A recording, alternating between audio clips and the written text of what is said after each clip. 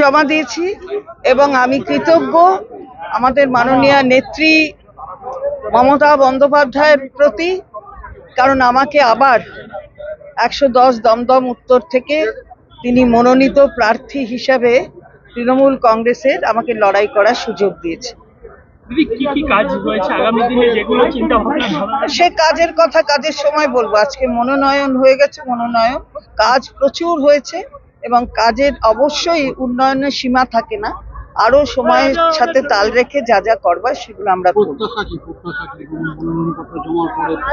প্রত্যাশা হচ্ছে মানুষ আমাদের সরকারের উপর আস্থা রাখবেন, মাননীয় মুখ্যমন্ত্রীর ওপর আস্থা রাখবেন এবং তাকেই আবার 4 তারিখে মে মাসে নবান্নে পাঠাবেন এবং সেই পাঠানোতে তিনি যে ঝোলা ব্যাগটা কাঁধে নিয়ে যাবেন তাতে যতগুলো বিধায়কের সংখ্যা থাকবে তার মধ্যে দমদম উত্তরও থাকবে।